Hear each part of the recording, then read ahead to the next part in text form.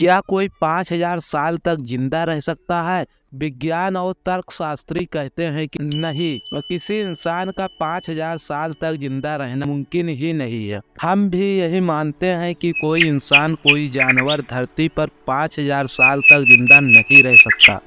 लेकिन हिंदुस्तान में ही एक जगह है जहाँ के लोग हर रोज ये दावा करते हैं कि कोई जो पिछले 500 साल से भटक रहा है। वो जगह है मध्य प्रदेश का एक छोटा सा शहर बुरहानपुर, और शहर के किनारे ऊंची पहाड़ी पर बना असीरगढ़ का किला। लोगों के इस अंधविश्वास का असली सच दुनिया के सामने लाने के लिए IBN7 की टीम भी इस किले पर पहुंची, ये सोचकर कि उस अनजान परछाई को कैमरे में कैद करेंगे और गांव वालों का बरसों पुराना वहम दूर हो जाएगा। लेकिन यहाँ आकर हमें कुछ ऐसी तस्वीरें दिखाई दी जिसने हमें भी हैरान कर दिया। किले के चारों तरफ जंगल है, आसपास कोई रिहाइश भी नहीं है। पहले ही इस पहाड़ी पर अज्जू की मुलाकात उस अनजान शख्स से हुई थी। हमारे लिए अब भी ये सब कुछ एक अंधविश्वास था। अज्जू हमारे सामने कुछ ऐसे दावा कर रहा था जिससे कोई भी शख्स एक मजाक समझने की भूल कर रहा है। हमें अज्जू की बातें पर जरा भी यकीन नहीं था।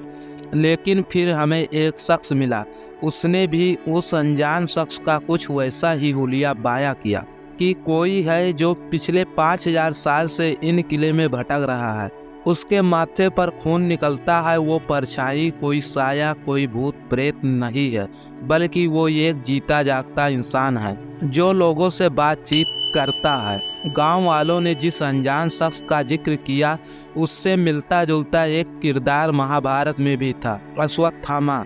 गांव वालों के मुताबिक वो अनजान शख्स कोई और नहीं बल्कि अश्वत्थामा है।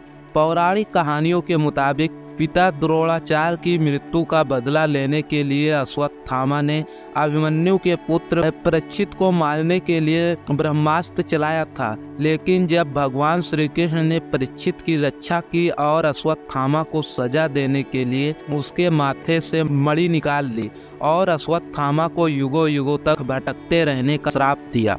वैसे देश में कई ऐसी जगह है जहां अश्वत्थामा की मौजूदगी का दावा किया जाता है, लेकिन कई इतिहासकार मानते हैं कि अश्वत्थामा का असली ठिकाना असीरगढ़ का यही किला है।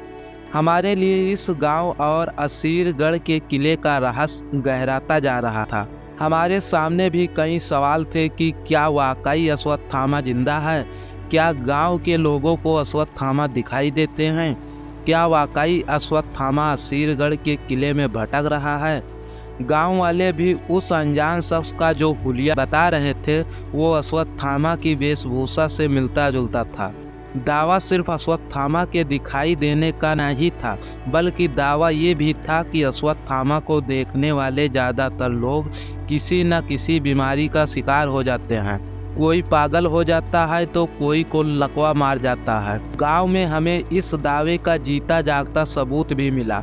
हमारे लिए ये सब कुछ अब भी एक अंधविश्वास था, गांव वालों का एक वहम था जो पुरानी कहानियों से चला आ रहा है। हम इस रहस्य को पूरी तरह बेनकाब करना चाहते थे। कैमरे पर उस शख्स को कैद करना चाहते थे जिसे गांव के लोग अंधविश्वास मानते थे। 1984 में इस गांव के लोगों ने पुलिस थाने में शिकायत भी दर्ज कराई थी। ऐसा ही एक सबूत था पैरों का निशान जो आए दिन गांव की मिट्टी में दिखाई दे जाता था। देखने में ये पैर किसी इंसान का नहीं लग रहा था। हम कुछ और आगे बढ़े तो हमें कुछ ऐसी कहानियां बताई गई। कहा गया कि अश्वत्थामा आसपास से गुजरते हैं तो गायें कम दूध देती हैं।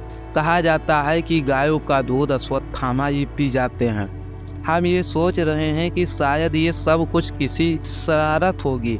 गांव के ही कुछ लोग खबरों में बने रहने के लिए मनगढ़ंत कहानियां बुन रहे होंगे। हमने गांव के लोगों ने अश्वत्थामा से जुड़ी जानकारियां जुटाई और फिर जिक्र हुआ कि इस किले में बने एक शिव मंदिर है।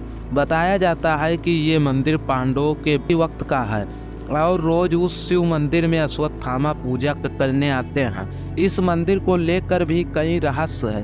कहा जाता है कि रात में इस मंदिर के दरवाजे बंद होते हैं, लेकिन अगली सुबह मंदिर में लोगों को ताजे फूल मिलते हैं। और यही अश्वत्थामा के जिंदा सबूत भी है। हमने फैसला किया कि हम इस मंदिर के रहस्य और उन अनजान शख्स को पहली बार टीवी कैमरे पर कैद करेंगे। चलिए मिलते हैं और किसी ऐसे पौराणिक वीडियो के साथ। हमारे चैनल को सब्सक्राइब कीजिए। तब तक के लिए जय हिंद।